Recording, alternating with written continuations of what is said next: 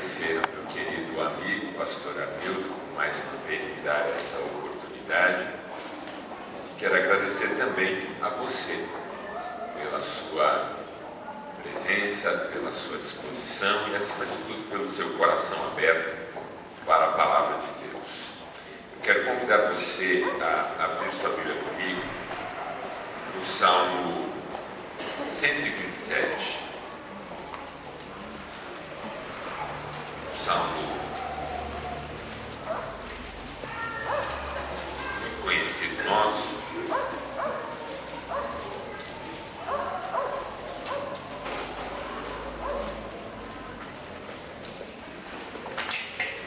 E o tema da nossa conversa nessa manhã será família. Diz assim a palavra do Senhor: se o Senhor não edificar a casa, em vão trabalham os que a edificam. Se o Senhor não guardar a cidade, em vão vigia a sentinela. Inútil será levantar cedo, dormir tarde, comer um pão penoso, se ele dá aos seus amados até enquanto dorme. Os filhos são herança do Senhor, um presente que ele dá. Como flechas nas mãos de um guerreiro, assim são os filhos nascidos na juventude. Bem-aventurado aquele que enche a sua aljava deles, não será envergonhado quando pleitear com o seu inimigo junto à sua porta. Até aqui, louvado seja Deus por essa palavra que você disse. Amém. Eu acredito, e não posso estar errado sobre isso, que você ama a sua família. Mesmo você que talvez esteja vivendo tempos estranhos na sua casa. Mesmo você que se sente distanciado de alguém por alguma razão. Mesmo você que brigou recentemente e ainda não encontrou o caminho de uma reconciliação. Você ama a sua família. E você lá no íntimo deseja viver uma vida feliz com a sua família. Mesmo famílias que já desmoronaram. Lá no íntimo, cada uma briga, um sentimento de que as coisas deviam ter sido diferentes. Que melhor teria sido se tudo tivesse se desenrolado como pretendido. Porque todos nós conhecemos e reconhecemos a importância da nossa família. Todos nós reconhecemos a bênção que é a vida em família. E todos nós queremos que ela dê certo. Quando nós somos cristãos, tudo isso fica ainda mais forte. Porque não bastasse o nosso amor pela família e o nosso desejo de viver uma vida feliz em família, nós ainda temos aquela fé profunda de que família é um projeto de Deus.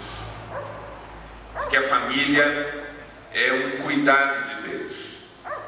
De que a família faz parte dos planos de Deus. E por que nós pensamos assim? Porque a Bíblia nos ensina o valor fundamental da família para Deus. Aliás, a Bíblia nos ensina que a família não só é abençoada por Deus, mas é, acima de tudo, uma iniciativa de Deus, uma intenção de Deus, um sonho de Deus. Você lê Gênesis, capítulo 1, capítulo 2, e todos nós já lemos Gênesis. Todos nós já lemos Gênesis. A gente para de ler a Bíblia e lê Levítico.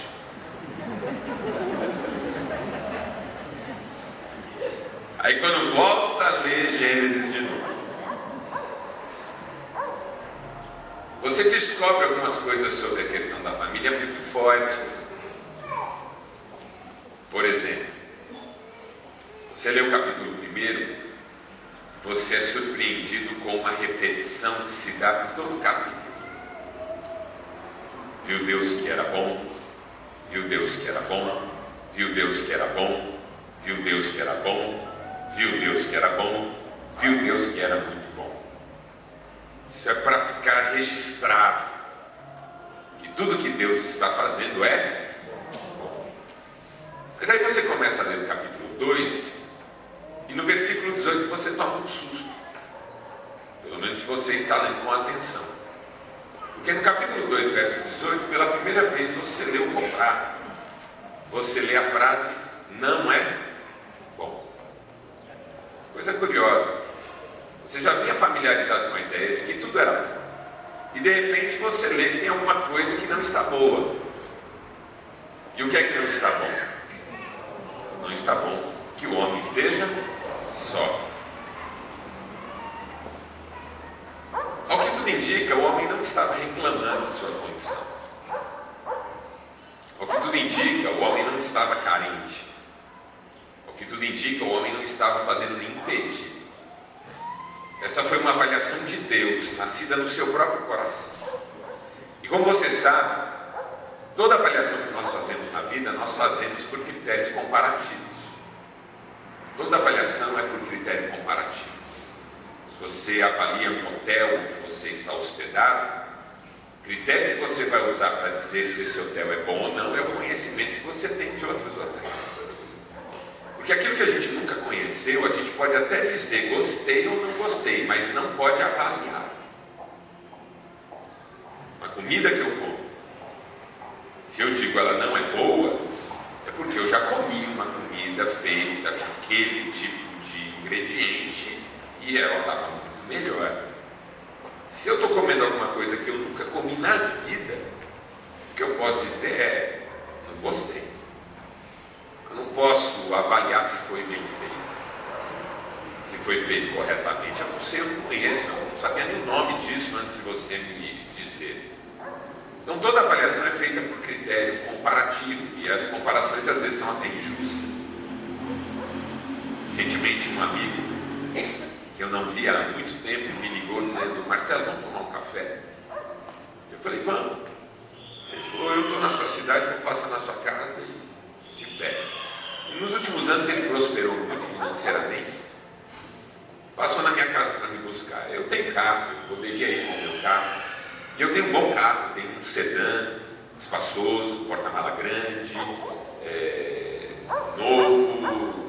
É um carro que eu gosto. Mas quando ele chegou para me buscar, ele estava com uma BMW, aquelas enormes. E aí eu entrei e falei, rapaz, que carro bonito. Ele falou, aperta esse botão. Eu apertei o botão, o banco começou a fazer massagem.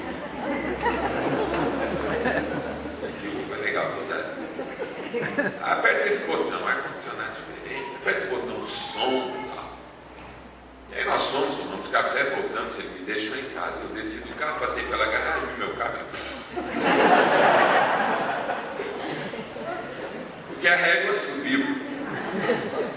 Conhece uma coisa melhor, você consegue perceber que algo não tem aquelas características ou atributos ou qualidades. Brincadeira à parte, se você parte do princípio que toda avaliação é feita por critério comparativo, a pergunta é: que conhecimento prévio Deus usou para dizer não é bom que o homem esteja só? Se o homem não estava reclamando, se o homem não estava pedindo, se ao que tudo indica o homem não estava expressando nenhum tipo de carência. O critério comparativo que Deus está usando é Ele próprio. Porque no capítulo 1, versos 26 e 27, você lê que Deus fez o homem à sua imagem conforme a sua semelhança. Mas o modo como Deus expressou essa decisão é muito característico, porque Ele diz: façamos o homem à nossa imagem e conforme a nossa semelhança. Pela revelação bíblica você vai descobrir que o Deus criador do ser humano não é um Deus sozinho, mas é um Deus família. É um Deus que subsiste divinamente nas pessoas do Pai, do Filho e do Espírito Santo. É uma família trinitária. Ele criou um ser humano para ser imagem de si mesmo. Mas esse ser humano, nesse momento da avaliação, está só. Como é que um ser humano só vai refletir plenamente a imagem de um Deus família? Então não é bom que ele esteja só, porque eu fiz para ser reflexo de quem eu sou, e quem eu sou é uma comunhão. Esse homem sozinho não pode refletir em si uma comunhão. Então eu vou fazer para ele alguém que lhe corresponda, alguém com quem ele estabeleça uma relação de comunhão num nível de família, e possa gerar vida, e possa participar dessa natureza maravilhosa, e possa refletir então plenamente na criação a minha imagem, a minha semelhança. Então veja que coisa curiosa. Deus não criou a família para você. Deus criou a família para ele. Deus não criou a família para atender você, suas carências e seu desejo de compartilhar com alguém alguma coisa. Deus criou a família para que através dela Ele próprio possa ser glorificado. Então ouça o que eu vou dizer nessa manhã. A sua família não é sua. A sua família pertence a Deus. E ela deve ser vivida, e ela deve ser cuidada, e ela deve ser desfrutada para a glória de Deus. Uma família não é família só porque vive junta. Uma família é família porque Deus a fez para a sua glória. E uma família só é família plenamente quando reflete, através da vida familiar, a glória de um Deus que é em si mesmo uma família. Por isso a nossa família é a nossa missão. Porque viver em família significa viver nesse ambiente onde Deus é visto e honrado. O Eugene Peterson escreveu que a família é o melhor ambiente para a espiritualidade verdadeira ser desenvolvida. Porque é o ambiente que Deus intencionou para, através da vida que Ele propôs, Ele próprio possa ser glorificado. Casamentos, filhos, não são nossos. Eles pertencem a Deus, porque foram feitos para a glória de Deus. Quem crê nisso? O salmista do Salmo 127 também cria. E o Salmo 127 foi escrito para ser uma celebração da família. O reconhecimento dessa verdade, de que Deus é o protagonista principal da vida familiar. Esse salmo foi construído em cima de 4 teses que eu quero compartilhar com você nessa manhã. E a primeira tese do Salmo 127 é a seguinte: Deus é o formador da família. Porque se o Senhor não edificar a casa, em vão trabalham os que a edificam. Muito do nosso sofrimento na vida familiar vem do fato de que nós assumimos a causa para nós. Nós assumimos a responsabilidade como se fosse inteiramente e exclusivamente nossa, e desaprendemos a bênção da dependência de Deus. Homens que querem fazer do seu jeito, mulheres que querem fazer do seu jeito. Homens foram criados por Deus de uma maneira muito especial. Você concorda comigo, irmão? Mesmo você foi feito por Deus de uma maneira muito especial. Incompreensível talvez, mas especial sem dúvida. Qual que é a peculiaridade que Deus compartilhou com o homem? A capacidade de gerar a vida fora dele. O homem foi criado por Deus com toda uma constituição biológica voltada para fora de si. É o homem que desde os primórdios conquista o privilégio de fazer a vida seguir em frente fora de si mesmo. Por isso ele precisa da mulher. Por isso ele deseja a mulher. Por isso Deus fez a mulher para ser complementar na vida desse homem, porque ele não é nada sozinho. ele só vai perpetuar a vida, ele só vai cumprir propósito, ele só vai ser plenamente ele próprio se ele tiver a mulher ao seu lado. Então a conquista sempre foi uma experiência muito própria do universo masculino. Por isso os homens se tornaram muito cedo caçadores, por isso os homens se tornaram muito cedo movidos por alvos, metas, objetivos sempre muito específicos, pontuais até. Uma das características dessa constituição biológica do homem é o fato de a sua psicologia ser orientada de modo unifocal. Por isso que se diz no popular que o homem consegue fazer uma coisa só. Porque ele tem, como alguém que é voltado para fora e tem na conquista um desafio, a característica de focar num objetivo único. E a sua psicologia muitas vezes é unifocal. Faz uma coisa só, se atenta para uma coisa só. Então, homem, como a gente brinca, é aquele sujeito que ou masca chiclete ou sobe escada. Porque se ele tentar fazer os dois, ou ele engasga ou ele cai. Parece brincadeira? Mas está lá o homem dirigindo, procurando uma rua, a esposa do lado, os dois ouvindo um louvor no carro. E aí, quando a esposa diz assim, bem, eu acho que a rua é aquela lá, ó, tem uma placa ali, dá uma olhada. Ele vai diminuindo a velocidade, vai chegando perto da placa, vai olhando, e quando ele quase está vendo, ele abaixa o som. Mas por que ele abaixou o som? Porque ou ele vê, ou ele ouve. Os dois não dá não. Por isso que você, mulher, quando está conversando com seu marido e ele está olhando fixamente no seu olho, você tem ali convicção que ele não está te ouvindo.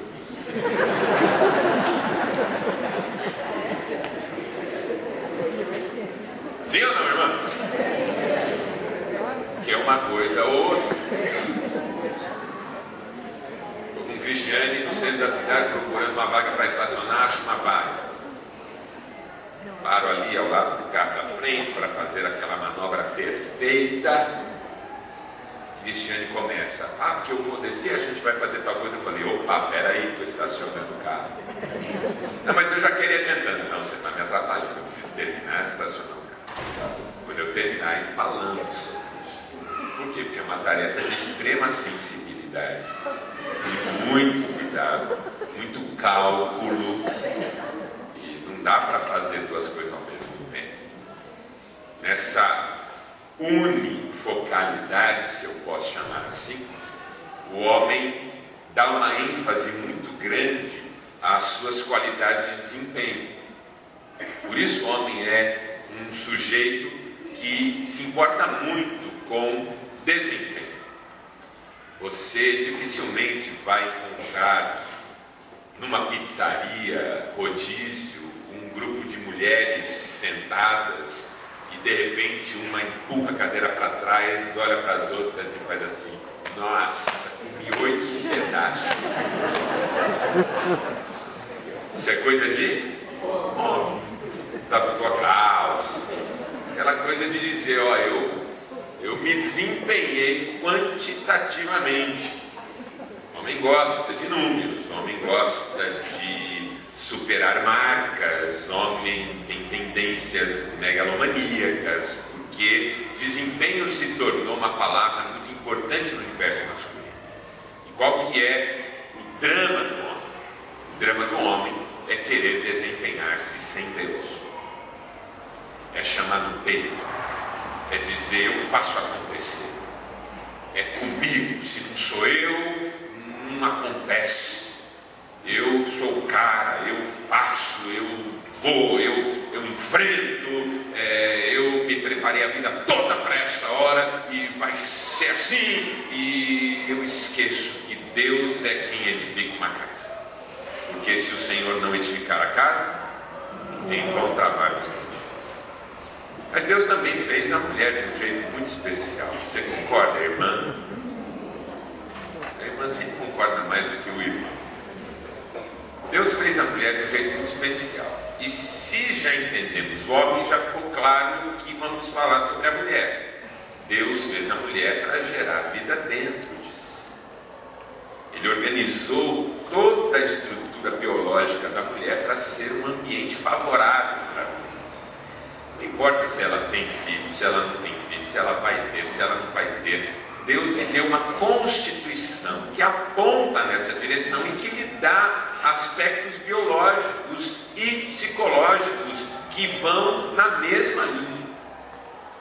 Então, essa mulher que é feita para ser ambiente, Deus adotou de uma série de atributos e virtudes para perceber o ambiente à sua volta, para estar sintonizada com ele, porque alguém que gera vida dentro de si, precisa cuidar de si e dessa vida que será gerada, tem que estar atenta a todos os perigos que vêm de todos os lados.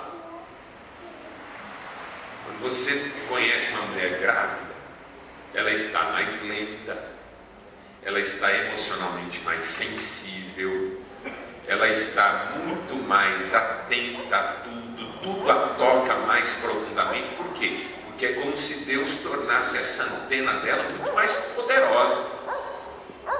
Por isso que se o homem é unifocal, a mulher é multifocal. A mulher está lá, fritando um ovo, balançando o carrinho do bebê, falando com a mãe ao celular e ainda dizendo para o marido: está errado o que você está fazendo aí mesmo. E está mesmo, porque ele distrai. A mulher é muito mais observadora, muito mais observadora. Eu noto isso. Eu faço casamentos na nossa igreja, fico lá na frente esperando todo mundo entrar. E aí entra a noiva. Quando a noiva entra, eu fico olhando as pessoas olhando para a noiva. E homem olhando o noivo entrar na igreja é uma coisa meio sem graça, porque o homem olha assim.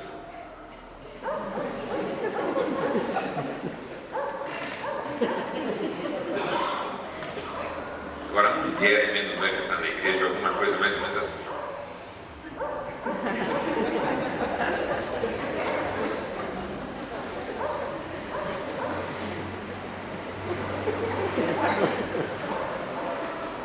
Aquela escaneada, capta tudo, não passa nenhum detalhe. Uma vez minha mulher falou assim: amor, eu queria um sapato igual aquele da madrinha de verde.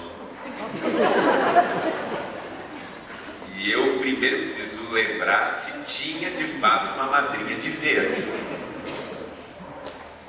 A mulher é muito detalhista, como toda mulher. O homem, quando acorda de manhã e se arruma, assim, ó, eu chego na frente do espelho, se não tiver um rato colado no meu rosto e não estiver pegando fogo em nenhum lugar em mim, eu estou pronto para sair. Posso olhar no espelho no escuro, está tudo certo. Na porta, a Cristiane me para e fala assim: amor, vem cá, põe uma etiqueta para dentro, dá uma limpada no cantinho.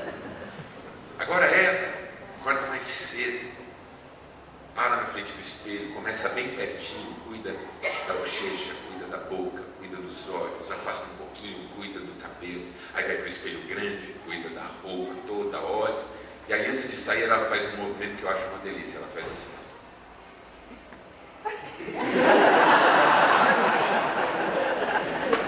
Aquela última conferida, não é para não deixar nada pendente. Por isso que tem uma situação que mulher cria para o homem que é um pesadelo. Um dia eu cheguei em casa, abri a porta, no que eu abri a porta, a Cristiane estava plantada na frente da porta, me esperando. Eu olhei para ela, começou a sorrir: amor, tudo bem? Ela falou: tudo bem, notou algo diferente? Eu falei: pronto. Fiquei mirando nela assim. Algo diferente? Ela falou: notou algo diferente? Fiquei pensando, ela cortou o cabelo. Não cortou o cabelo. Bem, quando ela corta o cabelo é um dedo, como é que eu vou saber? Essa roupa é nova. E ela ali plantada na minha frente falou: e aí, amor, notou algo diferente? Comecei a orar internamente. O Senhor, revela ao teu servo. Fala comigo, preciso saber. Ela Ela ali plantada na minha frente esperando. E aí, amor, eu toco diferente, a minha oração mudou. Eu falei, Senhor, é um bom momento para o arrebatamento da igreja acontecer. Eu subi, mudar de assunto. Ela ficou me olhando, eu olhando para ela. Eu falei, e aí, amor, não toco diferente? Eu falei, eu não estou notando nada diferente. Ela falou, chegou nessa cortina, era de fora a fora na parede.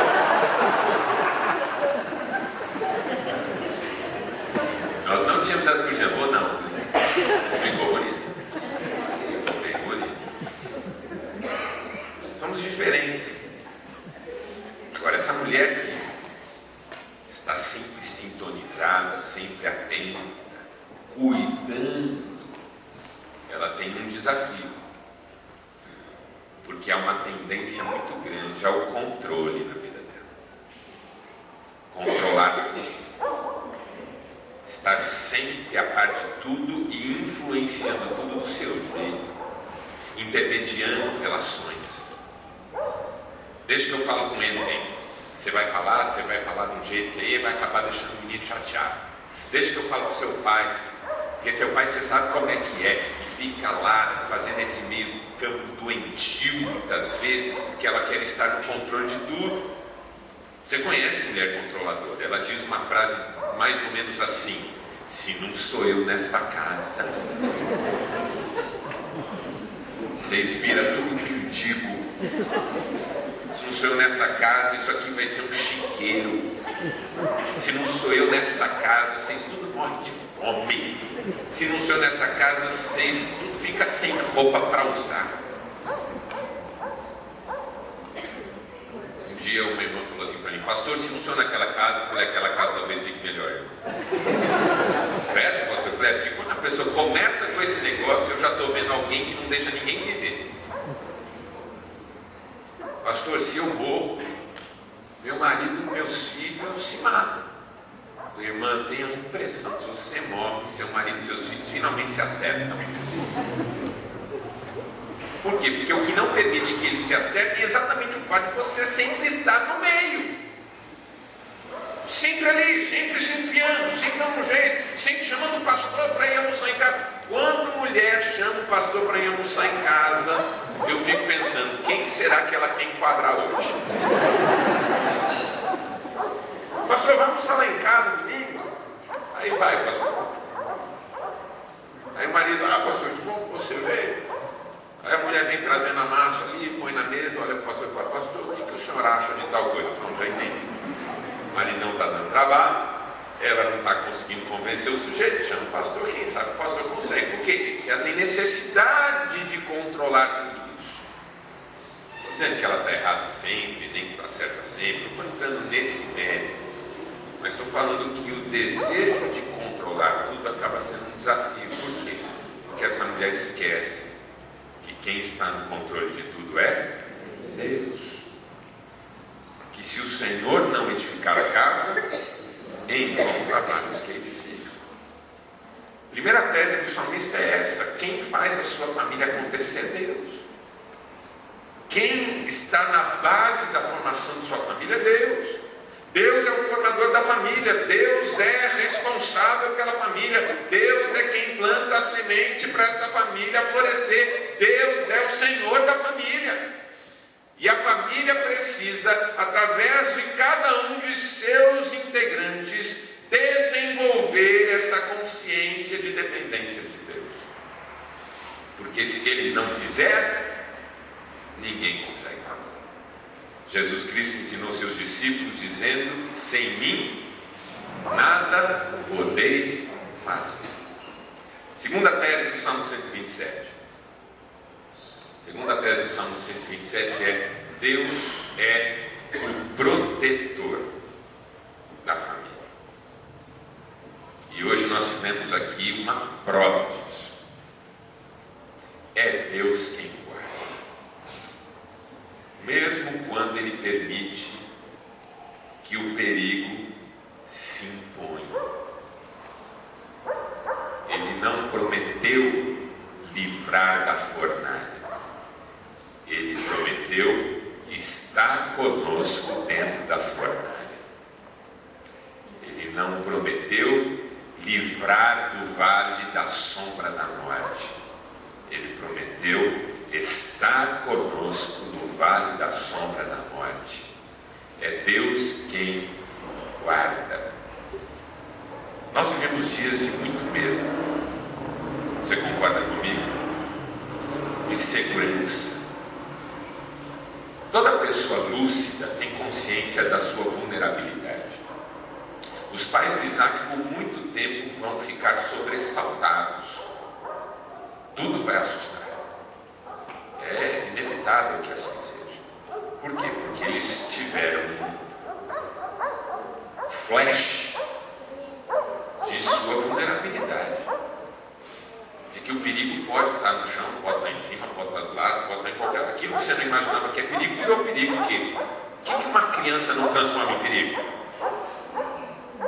Criança transforma a moeda em perigo. Criança transforma a bola de gude em perigo.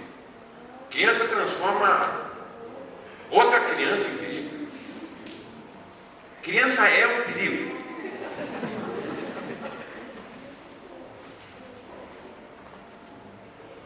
Que pai, que mãe consegue estar atento e defendendo o seu filho 100% do tempo contra 100% dos perigos perceptíveis ou imperceptíveis? A gente não consegue cuidar nem da gente. Quem que está cuidando de si o tempo todo? Toda vez que eu saio de viagem de carro, quando eu chego, por exemplo, ainda ontem estava em Marechal Cândido Rondon, saí de Londrina na sexta-feira, fui para Marechal Cândido Rondon, 4h30 de viagem. Cheguei lá, preguei, saí de lá, ontem, vim para cá, para estar aqui com vocês no dia de hoje. Toda vez que eu concluo uma pernada de viagem, eu agradeço a Deus, porque eu sempre penso, com quantos motoristas embriagados eu cruzei nessa estrada, sem saber. Com quantos motoristas caindo de sono eu cruzei nessa estrada, sem saber. Será que cruzei com alguém com pensamentos suicidas enquanto dirigia? Eu não tenho controle sobre essas coisas. Eu não tenho como monitorar isso. Agora, quanto maior a nossa percepção de nossa vulnerabilidade, mais nós tentamos minimizar isso com providências, com cuidados. Então a gente mora em casa murada, com grade na janela, com cerca elétrica no muro, com câmera de vigilância, com cachorro bravo e com guarita pro guardinha e lá. E se essa casa pudesse ser dentro de um condomínio fechado que também tenha tudo isso, melhor ainda. Por quê? Porque nós somos o tempo todo bombardeados por situações que...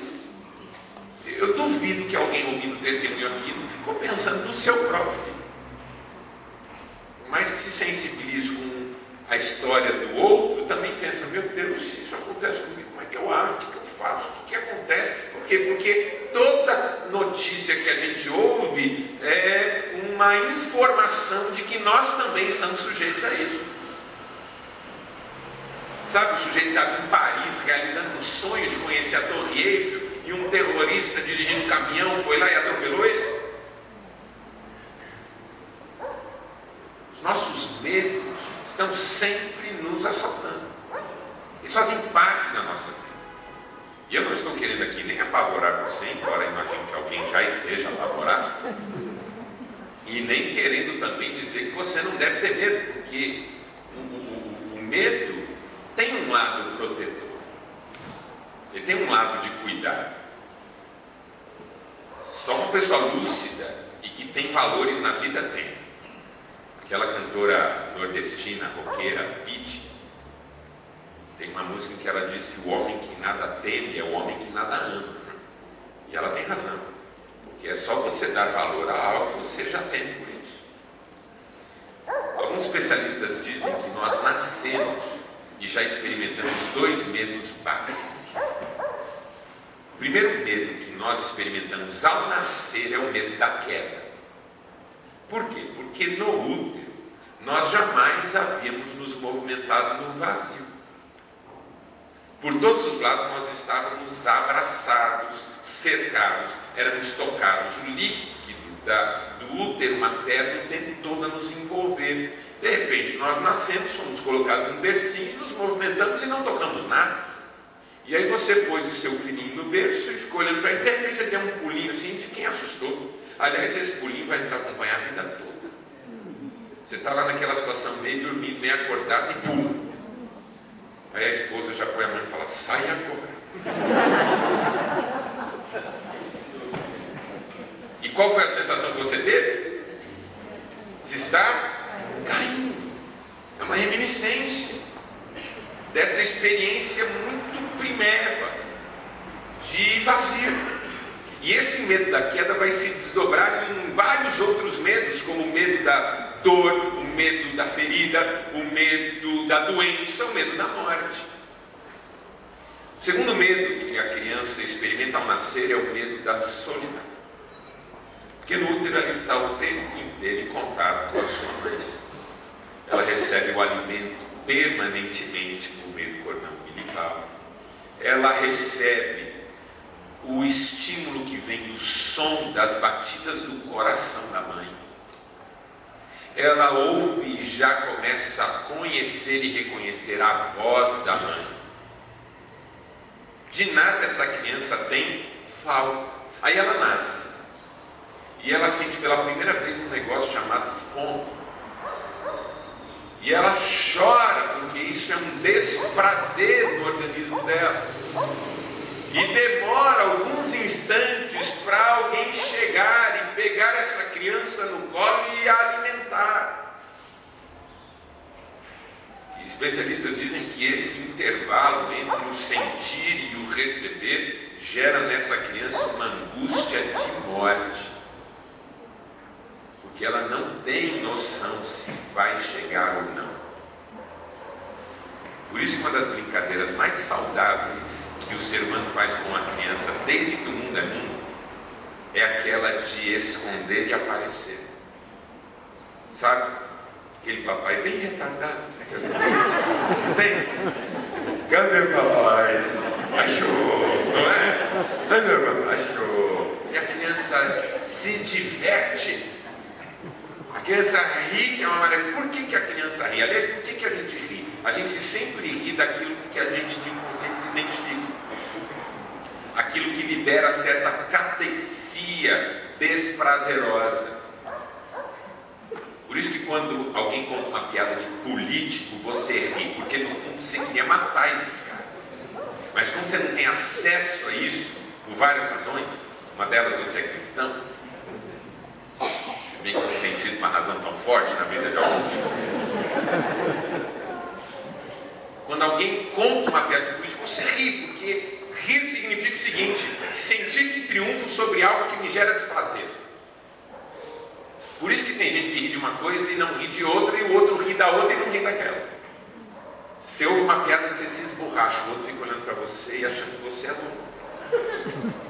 Por quê? Porque tem a ver com um tipo de catexia que está sendo acumulada em mim, gerando desprazer. Aí alguém me fala uma frase que tem esse poder mágico de me levar a uma liberação disso, e aí quanto maior a gargalhada, mais eu estava concentrando esse tipo de coisa de mim. Por que a criança dá gargalhada? Porque ela se liga imediatamente pelo inconsciente àquela brincadeira. Porque o que ela tem? Que quem desaparece não apareça de novo. Esse é o maior temor da criança, que quem desaparece não apareça de novo. Quando seu filho está andando no mercado e ele olha e não vê você, mesmo que você esteja vendo ele, ele se desespera.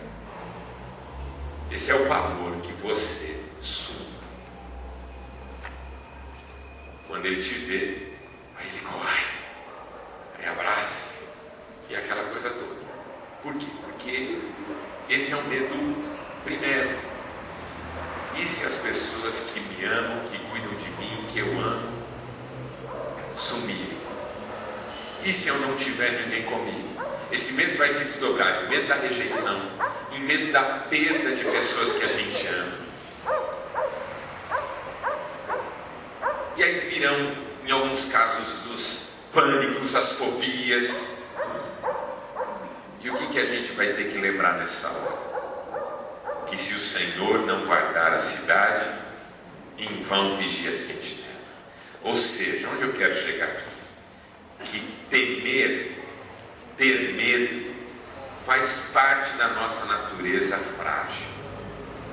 Contudo, nós temos duas alternativas: ou entregar a Deus os nossos medos e descansar nele, ou viver obcecados por rituais, providências, estratégias de segurança que nunca vão nos deixar seguros, mas vão nos distrair enquanto nós cuidamos delas. Você já deve ter ouvido falar em transtorno obsessivo compulsivo, chamado TOC. O que é um TOC? TOC é quando uma pessoa repete procedimentos para sentir-se segura através dessa repetição. Como uma mulher que eu atendi há muitos anos, que chegou no meu gabinete, e uma das queixas dela, ela tinha uma lista com 90 e poucas queixas, pareciam as 95 teses do Lutero, 90 e poucas queixas de repetição, e uma delas era: eu levanto mais de 20 vezes à noite para verificar se a porta está trancada. Por que ela fazia isso? Porque toda vez que ela ia e verificava se a porta estava fechada, e estava, quando ela voltava para a cama, pensamentos obsessivos tomavam conta da mente dela, que diziam para ela o seguinte: será que você não abriu quando verificou? Alguns homens têm isso em relação ao alarme do carro. Eles saem do carro e ligam o alarme, dão 4, 5 passos e pensam: liguei o alarme. Aí viram para o carro e tchuf, desligam o alarme. Aí tchuf, ligam o alarme. Quando voltam, falam assim: eu liguei ou desliguei?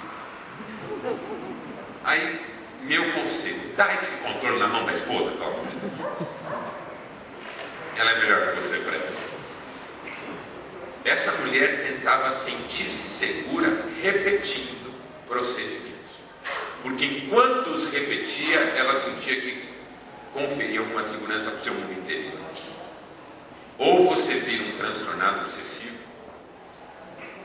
ou você se lembra que mesmo quando você for descuidado, que mesmo quando alguma coisa não sair de acordo com o que você planejou, que mesmo quando você não sabia de um perigo iminente, o Senhor estava, está e continuará cuidando da sua vida e protegendo você de todo e qualquer perigo. Caiu 1000 ao teu lado, 10.000 à tua direita, tu não serás atingido. O anjo do Senhor acampa-se ao redor dos que o temem e os livra. Ele guardará a tua entrada e a tua saída, desde agora e para sempre. Quem diz amém para isso? Amém.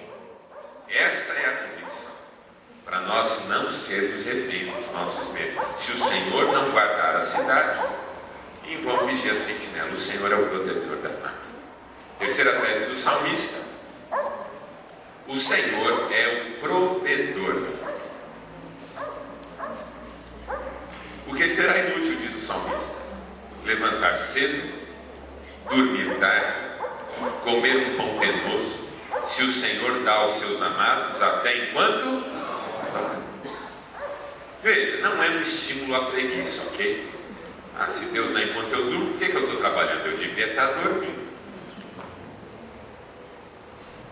E também não é um golpe contra a nossa pretensão de desempenhar o melhor trabalho, nas melhores condições, para ter a melhor renda e proporcionar a melhor comodidade, o melhor conforto para a nossa família. Mas é uma lembrança de que nós não poremos pão na nossa mesa se o Senhor não nos abençoar. Porque às vezes a gente esquece disso, que é o Senhor quem nos sustenta, que é o Senhor quem nos dá o que nós precisamos, que é o Senhor quem põe comida na nossa mesa. Para ilustrar isso, eu vou contar uma história. Eu acho que ela fala mais do que qualquer argumento. Eu estou um dia no gabinete da igreja e atendendo uma pessoa, a secretária entra, ela nunca entra, sabe que não pode interromper um aconselhamento, mas ela estava nervosa, com o telefone na mão. Pastor, me perdoa, mas tem uma irmã da igreja aqui desesperada no telefone para falar com o senhor e eu não estou conseguindo ajudar. Aí eu pedi licença para a pessoa, que foi muito compreensiva, peguei o telefone. Diga, minha irmã, o que está acontecendo? Ela falou, pastor, pelo amor de Deus, meu filho e meu marido estão trocando socos aqui na minha sala. Eu saí da igreja correndo, fui para lá. Cheguei lá, a confusão já tinha acabado. O marido estava sentado no sofá, com o rosto todo vermelho, e o menino tinha saído e ninguém nem sabia para onde ele tinha ido. Aquela mulher era crente, mas o marido não, o filho não. Ele era muito querido. E eu decidi ajudar aquela família. Aquele homem se dispôs, comecei a acompanhar, a aconselhar. E fui descobrindo algumas coisas sobre ele. Da infância, da formação, da vida profissional. Aquele homem tinha sido criado num ambiente muito rígido, um pai muito indiferente. Ele aprendeu a dar valor na vida por aquilo que alguém tem. Ele aprendeu que o valor de um homem tem a ver com as coisas que ele possui. E ele criou os filhos com essas categorias. Então ele dizia para os filhos coisas do tipo: enquanto você morar na minha casa, você me respeita. Enquanto você comer da comida que eu que ponho na mesa, você me respeita. Quando você estiver usando roupinha aí que eu que pago, você me respeita. E assim por diante. Esse homem tinha tido muito dinheiro, tinha tido muitas empresas. Um dia ele perdeu tudo. Ficou endividado de forma muito grave. E a esposa, para tentar ajudar de algum modo, começou a vender salgados para pôr algum dinheiro em casa. E ele já estava 6 meses desempregado, a família passando por uma situação muito difícil. A casa boa que eles moravam, toda já com vários pontos de manutenção que não eram feitos. O menino foi sair e o pai, sentado no sofá, falou: onde é que você vai? O menino falou: não te interessa. No que ele ouviu isso, falou: rapaz, você me respeita, sou teu pai. O menino olhou para ele e falou assim: você é um vagabundo, quem sustenta essa casa é a mamãe. Ele falou: eu vou te mostrar quem que é o vagabundo. O menino falou: vem. E se bateram, e o menino bateu nele. Por quê? Porque ele ensinou o menino que o menino devia respeitá-lo porque ele tinha grana. Mas agora ele não tinha grana. O menino entendeu que não precisava mais respeitá-lo porque ele não tinha mais dinheiro. E foi isso que ele plantou. Não estou defendendo o menino. Está totalmente errado o menino se insurgir contra um pai. Mas veja, a Bíblia diz que tudo que o homem semear, isso ele ceifará. O meu pai não nos criou com essas palavras. Pelo contrário, ele nos dizia que nós devíamos respeitá-lo porque ele era nosso pai e ele tinha uma missão diante de Deus em relação a nós. Quando meu pai ficou com câncer, emagreceu, ficou fraco, envelheceu 10 anos em 10 meses, ele falava conosco que nós o obedecíamos. Ele ficou sem emprego, sem dinheiro, minha mãe trabalhava para sustentar a nossa casa. Mas ele falava e nós obedecíamos, porque nós aprendemos que deveríamos respeitá-lo, porque ele era o nosso pai. Maridos fazem isso com as suas esposas às vezes. Da vida boa você gosta, né? Um dia pregando para os homens lá em Maringá, quase 500 homens na reunião, eu falei: irmãos, vocês não fazem ideia de quantos homens eu ouço dizerem o seguinte: enquanto eu estava bem, minha mulher estava comigo. Foi eu ficar mal, essa mulher não quer mais saber de mim. E eu vou dizer para você aqui, homem, o que eu penso sobre isso. Está certa ela. Porque você é muito chato. Com dinheiro até dá para te aguentar. Mas sim, se eu vou andar de Mercedes, até dá para te aguentar. Mas de Fusca, você passou a vida inteira se achando tal porque tem tem grana. Agora que você não tem, nem você mais acredita em você. Construiu a vida em cima da base errada. Um dia um homem falou assim para mim, na frente da esposa dele no gabinete: pastor, quando eu tenho dinheiro, eu sou bom marido. Quando eu não tenho, não vale nada. Eu falei: entendi, irmão. A mulher falou assim: como assim, pastor? Eu falei: calma, eu entendi. O seu marido acabou de dizer que quando ele tem dinheiro, ele se sente bem consigo mesmo, e quando ele não tem, ele não se sente. Não foi isso que eu falei, pastor? Foi. Porque a gente sempre faz isso. A gente põe no outro aquilo que está na gente. Isso se chama projeção. Eu digo que você não me dá valor quando eu não tenho dinheiro, porque eu não me dou valor quando não tenho dinheiro. Só que eu prefiro pôr em você essa acusação, porque colocar em mim fica meio sem sentido. É igual quando alguém diz assim: não gosto daquela pessoa, ela é muito antipática. Vamos jogar em você antipático. E todo mundo que parece ser antipático para você, você não gosta de estar perto. Porque, como as nossas avós diziam, dois bicudos. É isso aí. É simples assim. Eu sempre ponho no outro aquilo que eu não quero enxergar em mim. E quanto mais o outro demonstra algo que está em mim, mais eu tenho dificuldade de relacionar com ele. Porque as pessoas que eu menos gosto nessa vida são aquelas que mais parecem comigo. Só que eu não quero admitir que elas são parecidas comigo. Eu digo que elas são o oposto do que eu sou. Fantasiam quem eu sou e projetam em outra pessoa aquilo que eu sou, mas não quero admitir. Quando a gente constrói o relacionamento na base errada, o resultado é trágico. Você não vale o quanto você põe na mesa. Você vale o que Deus diz que você vale. Mesmo quando você está numa situação difícil. Porque situação difícil é só um momento que Deus permite para trabalhar alguns valores no seu coração. Porque o momento difícil vai passar e a sua mesa continuará suprida, porque Deus continua sendo o provedor da sua casa. O Senhor é meu pastor, diz o salmista, e nada me faltará. Quando uma pessoa entende que Deus é o provedor, ao invés dela ser orgulhosa, ela é mais grata. A gratidão é a marca de quem reconhece Deus como seu provedor. Então eu ganhei um dinheirão, fiz uma venda, fechei um negócio, tive lucro. Obrigado, Senhor, porque nada disso seria possível se não fosse a tua boa mão sobre mim. Não tive lucro, não peguei dinheiro, não fechei a venda e ainda fiz uma dívida. Obrigado, Senhor, porque eu sei que é o Senhor que está cuidando da minha vida. O tempo todo agradecer, em tudo dai graças, porque esta é a vontade de Deus. E quarta tese do Salmo, para a gente encerrar. A quarta tese do Salmo 127 é: o Senhor é o continuador da fé. Ele é o formador, Ele é o protetor, Ele é o provedor, Ele é o continuador, porque é Ele quem dá os filhos, diz o salmista. Herança do Senhor são os filhos, um presente que Ele dá.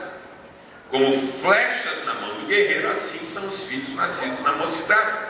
Bem-aventurado o que enche deles a sua aljava, não será envergonhado quando pleitear com o inimigo junto à porta. A frase específica, precisa, a tradução mais literal dessa frase hebraica é a seguinte: não será intimidado pelo vizinho na fronteira da propriedade. Porque qual que é a lógica do salmista? Esse salmo é muito antigo.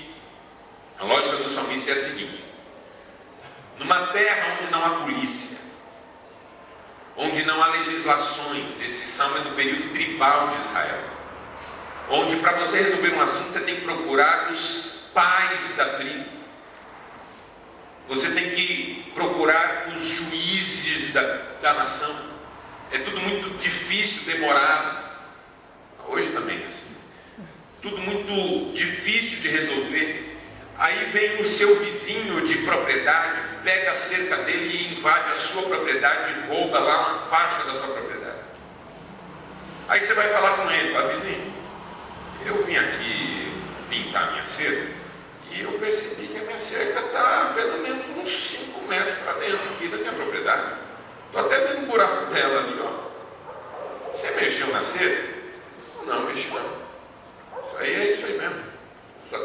lá, a minha daqui para cá. Mas o vizinho tem até uma planta que eu plantei aí, está do seu lado agora. Eu falei, não, quem plantou isso aqui fui eu. Para de reclamar, vai cuidar da tua vida. Ô vizinho, você está roubando minha terra. Está errado isso. Vou pedir por gentileza que você volte. Não vou voltar não. Isso aqui é meu, essa terra é minha. Você que está querendo roubar minha terra. Nisso que vocês estão ali batendo boca, chegam seus 14 filhos homens. Tudo grandão. Pai, o que está acontecendo, pai? Aí você fala, então filhos, eu estou falando para o vizinho aqui que eu estou achando que a cerca da propriedade veio mais para cá. E eu estou pedindo para ele voltar. E ele fala assim, eu já falei que vou voltar. Você também não espera. Foi um engano. Eu já estou voltando já. Por quê? Porque eu vi 14 homens. Eu tenho 2. E os 2 são mirrados. O bicho tem 14. Não tem polícia, não tem nada. Vai ser uma briga entre famílias. Quem vai ganhar? Quem encheu a aljava de filho. Não será intimidado quando pleitear na fronteira da sua propriedade. Essa é a ideia que o salmista está se apropriando para dizer essas palavras. Claro que hoje a gente não pensa com essas categorias, embora às vezes dá vontade. Mas o que o salmista está querendo dizer é o seguinte: Deus é quem faz com que a sua família siga em frente a ponto de conseguir superar todos esses percalços que vão aparecendo no processo. É Deus quem abençoa seus filhos de modo que eles conseguem ir além do que você conseguiu ir.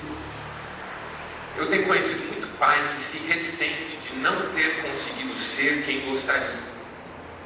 Mas às vezes eu digo para esse pai, meu amigo, você não faz ideia de como Deus tem planos lindos na vida do seu filho. E tudo que Deus permitiu você passar tem a ver com isso. Vou dar um exemplo. Meu pai teve aquele câncer absurdo, que foi um pesadelo na nossa família. Mas o câncer não vence. O Senhor teve misericórdia e o curou. E depois daquele câncer, meu pai viveu mais 20 anos. Só que com muitas limitações, nunca mais se reergueu profissionalmente como estava antes do câncer. Nós tivemos que mudar da capital para o interior e foi toda uma revolução na vida e muito sofrimento, muita dificuldade. E um dia eu já estava casado. Eu sentei com meu pai, só nós dois. Eu tinha muitas perguntas para fazer a ele. E uma delas foi essa: pai, como é que foi para você passar por tudo que você passou, sendo tão crente como você sempre foi? Como é que você elaborou tudo isso dentro do seu peito? O câncer, a derrocada financeira, todas as mudanças. Porque eu estava querendo saber dele o seguinte: como é que se enfrenta tudo isso e se segue em frente? Ele pôs a mão na minha perna assim, me falou as palavras dele que eu nunca mais vou esquecer, junto com outras que eu também nunca vou esquecer. Mas essas são tão bonitas. E pôs a mão na minha perna e disse assim: sabe, eu passaria por tudo de novo para ver o que Deus fez na vida de vocês. Naquele momento ele tinha 2 filhos pastores, 3º filho crente, família bonita e abençoada, neto. Eu passaria por tudo para entender que filhos são flechas na mão guerreira. Que você não avalia a sua vida só pelo lugar onde você chegou, mas você avalia a sua vida pelo bastão que você passou para os seus filhos continuarem essa corrida. Você não será intimidado quando o adversário vier te acusar. Você não será envergonhado quando o diabo vier contar as derrotas que ele acha que você tem na sua vida. Porque você deu o melhor exemplo, o melhor testemunho, as melhores lições para os seus filhos seguirem até de onde você chegou. E Deus vai levá-los para onde você nem imagina. Porque é Deus quem dá sequência na história da sua família. Pastor Russell Shedd, um dia pregando em nossa igreja lá em Marília, disse assim: filhos dos missionários que eu conheço, que tiveram infâncias difíceis, que mudaram de país em país com seus pais, às vezes até fugindo, que passaram um aperto financeiro, hoje são diretores, presidentes de multinacionais, porque eles tiveram 3 coisas que a maioria dos jovens nunca viu: experiência transcultural, capacidade de lidar com falta de recurso, capacidade de se adaptar a novas circunstâncias com criatividade e coragem. Além do mais, são solidários, vivem em função do outro e têm base familiar forte. São o sonho de consumo das grandes empresas do mundo. Falam várias línguas, aprendem outras línguas com facilidade. E o pai, que era missionário, pensava: meu Deus, eu não estou fazendo nada pelo meu filho. Eu não tenho dinheiro para dar um presente de Natal para o meu filho. Eu não tenho plano de saúde para levar meu filho no particular, em vez de levar nessas filas de público. Pensa num país onde você é missionário, como que é um atendimento público. E esse missionário nem sabia que estava fazendo o melhor pelo seu filho, porque tem muito menino criado a pão de ló que vira adolescente problemático, jovem mais problemático ainda e adulto pior. Porque a questão não é o que você deu, a questão é quem você foi na presença de Deus e diante dele.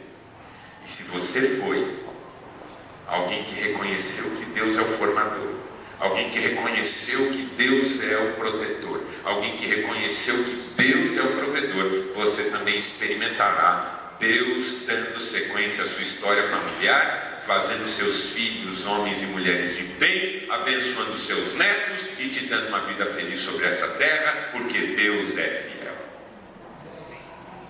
É o Deus que tem planos para a nossa família. É o Deus que em si mesmo é uma família: Pai, Filho e Espírito Santo. E esse Pai deu o seu próprio Filho para nos alcançar.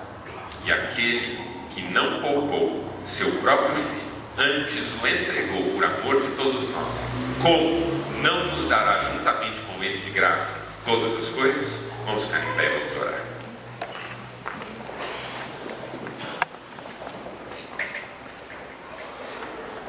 Feche seus olhos por um instante. Pense na sua família. Talvez a sua família esteja mal, mas o Senhor tem poder para edificar a sua casa.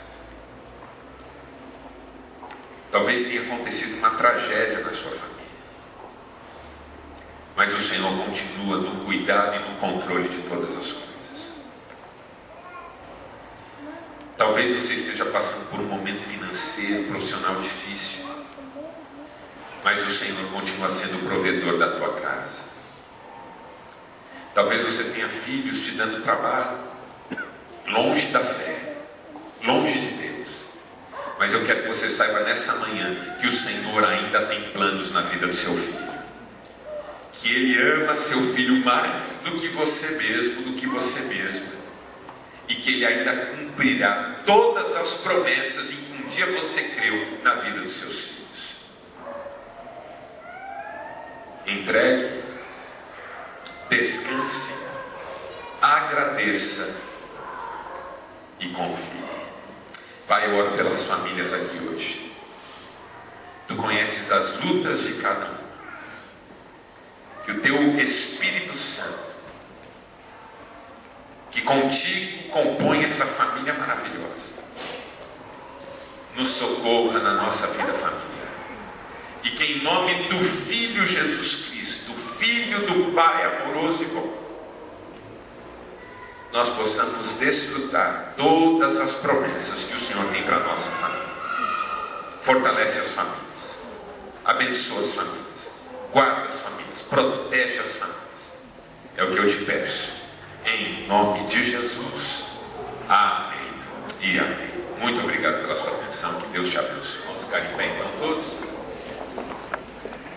e que a graça do nosso Senhor e Salvador Jesus Cristo, o amor de Deus, o nosso eterno e bondoso Pai, a comunhão, o consolo, os dons e o fruto do Espírito Santo sejam sobre nós, meus irmãos e irmãs, sejam sobre a nossa casa, sobre a nossa família, sejam sobre as famílias com as quais nós convivemos, sejam sobre toda a família de Deus espalhada na face dessa terra, hoje e sempre.